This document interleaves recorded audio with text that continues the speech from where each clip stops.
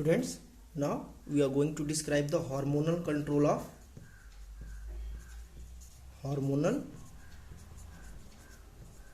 of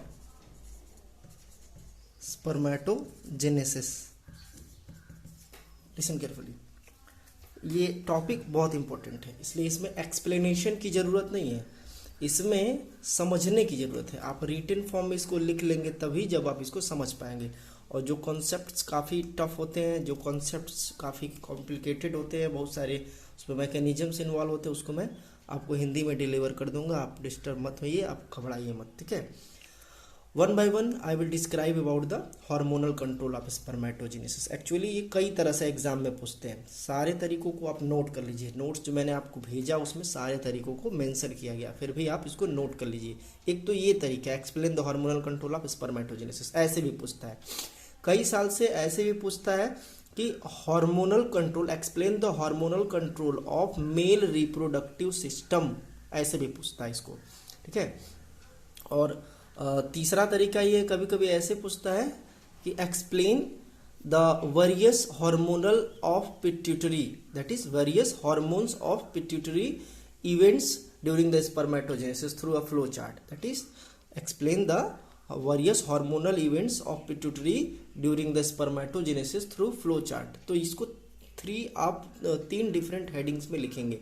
पहला तो ये जो लिखा हुआ हार्मोनल कंट्रोल ऑफ स्पर्मेटोजेनेसिस, इस टाइप में भी पूछता है. दूसरा क्या है, hormonal control in male reproductive system. और तीसरा क्या है, flow chart to show various hormones of pituitary involves in spermatogenesis. ठीक है.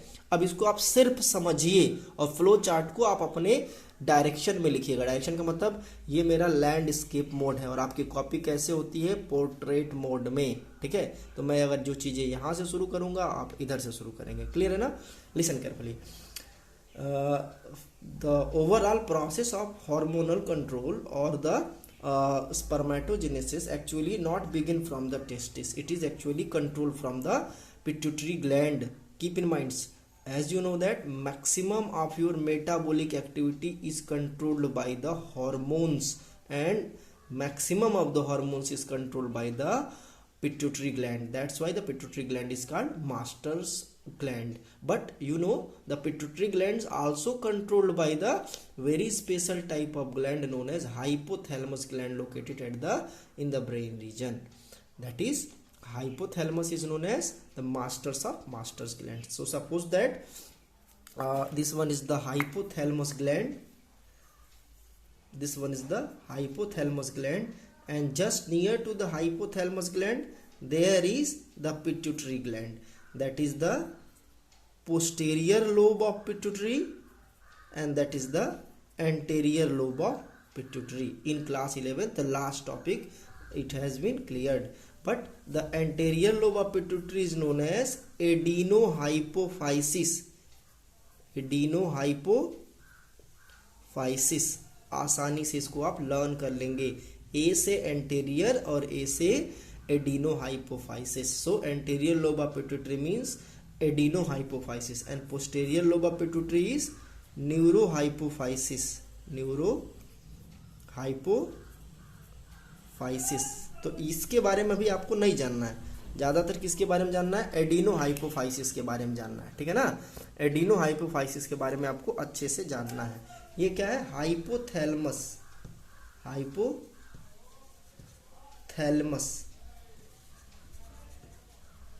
और ये क्या है, पिट्यूटरी. ये दोनों क्या है, पिट्यूटरी. ठीक है ना. पिट्यूटरी ग्लैंड ये मास्टर ग्लैंड है, ये मास्टर ग्लैंड. मतलब क्या कि इससे जो भी सीक्रेट होगा वो एक्चुअल में बिना इसके परमिशन के नहीं सीक्रेट होगा, चाहे एंटेरियर लोब से सीक्रेट हो चाहे पोस्टेरियर लोब से. अब आते हैं, लिसन केयरफुली. हाइपोथैलेमस एक न्यू टाइप का हार्मोन सीक्रेट करता है जो सीधे जाकर के एडिनोहाइपोफाइसिस को क्या करता है, स्टिमुलेट करता है. That is known as GnRH. लिख लो इसका पूरा नाम, गोनेडोट्रोपिन. इन दो का GN का मतलब क्या होता है, गोनेडोट्रोपिन.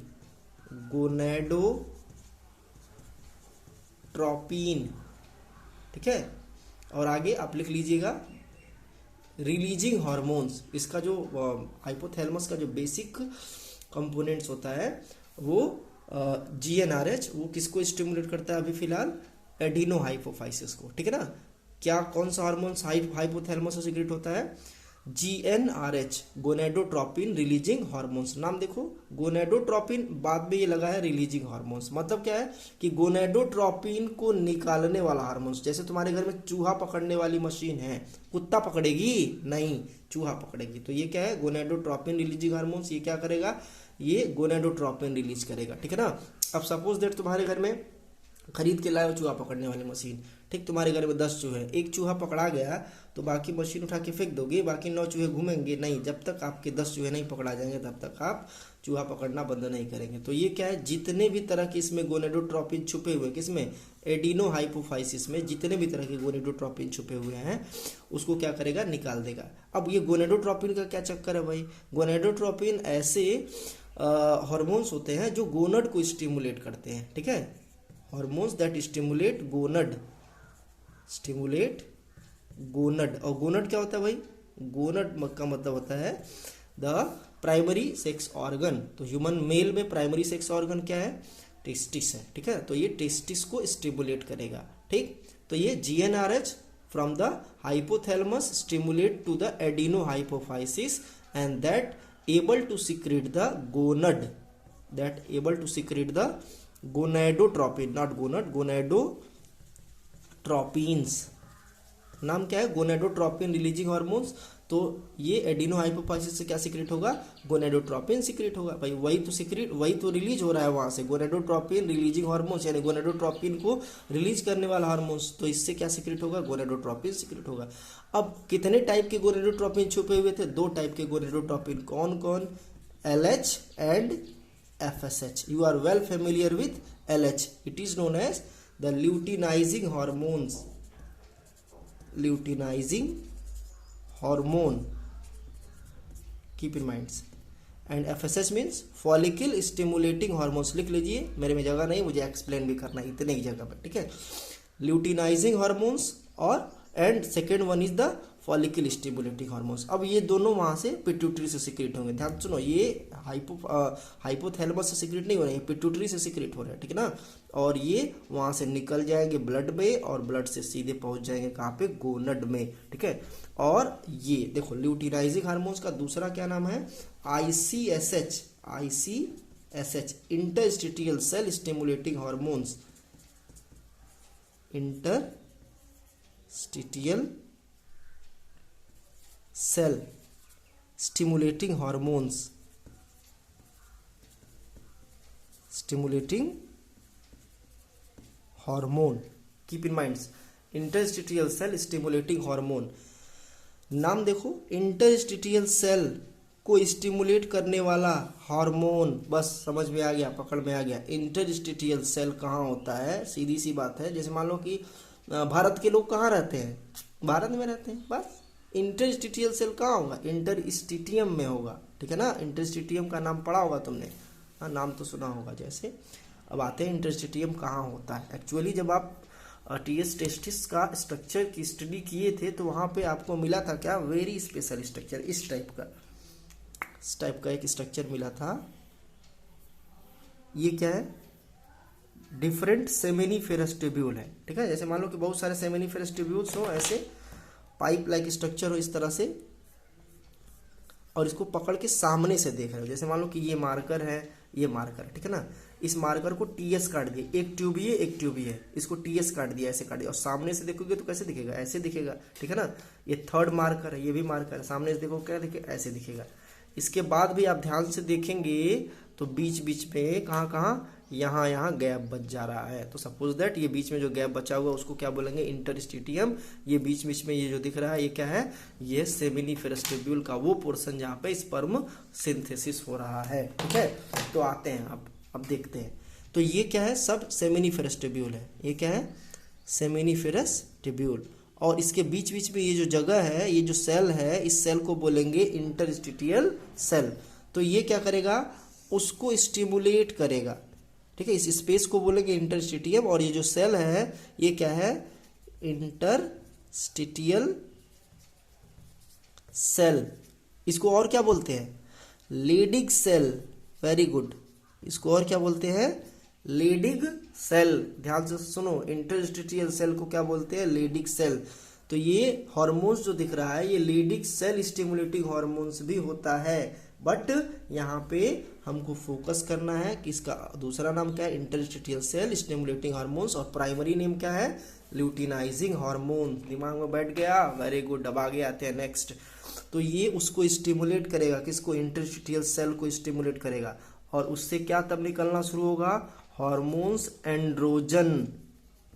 ये एग्जाम में पूछते हैं, क्या पूछते हैं, where is the interstitial cell और लेडिग सेल लोकेटेड। बहुत सारे स्टूडेंट करते हैं लेडिग, चलो लेडीज में होता है, नहीं ये जेंट्स में होता है, ठीक है।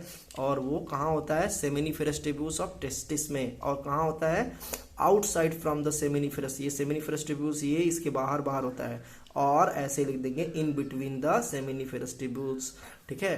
तो इससे स्टिमुलेट होने के बाद कौन सा हार्मोन सिक्रेट होता है, एंड्रोजन। और ये एंड्रोजन क्या काम करता है, ये मेल पबर्टी फीचर्स के लिए, माउस्टेच, वॉइस का जो लो पिच ऑफ वॉइस होता है, ठीक है, एग्रेसिवनेस, ये सब बहुत कैरेक्टरिस्टिक फीचर्स है। ये सेकेंडरी कैरेक्टरिस्टिक फीचर्स है। Primary characteristic features of male puberty is spermatogenesis, spermatogenesis at the age of 11 to at the age of 13 to 14. So it should be in your mind, keep in mind in different regions there will be 11 to 14, but in India it is 13 to 14. तो spermatogenesis ये क्या हो जाएगा, begin हो जाएगा, और इससे क्या होगा, स्पर्म की सिंथेसिस शुरू हो जाएगी, ठीक। लेकिन यहाँ स्पर्म की सिंथेसिस नहीं होगी, यहाँ अंदर हो रही है स्पर्म की सिंथेसिस।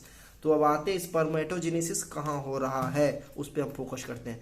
ये अंदर क्या है, स्पर्मेटोजेनेसिस है, ठीक। और यहाँ पे क्या है, सेरेटोली सेल है, ठीक। अब क्या होगा, एफएसएच जो है आएगा कहाँ पे, एफएसएच आएगा अंदर, कहाँ पे, सीधे आ जाएगा सेरेटोली सेल पे।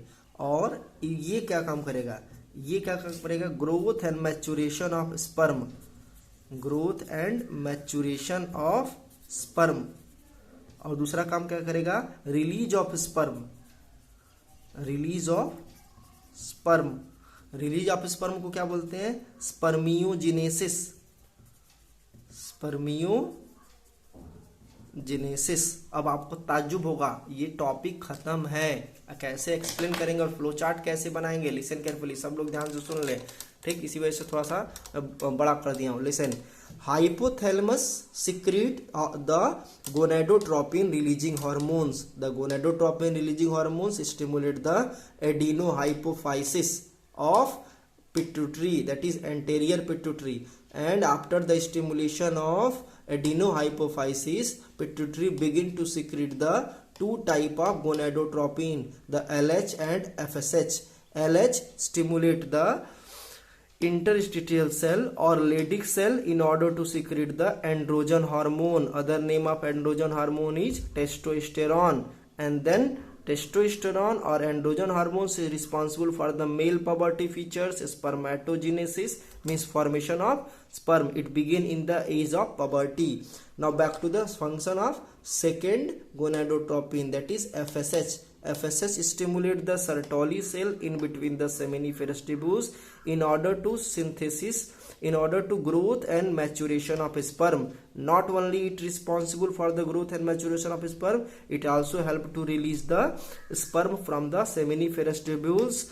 That phenomenon is known as spermiogenesis. आप इसको 2 बार 3 बार 4 बार रिवाइज कर लीजिए, बहुत इंपॉर्टेंट है, और नोट्स के अकॉर्डिंग अपना नोट्स बना लीजिएगा। Thank you.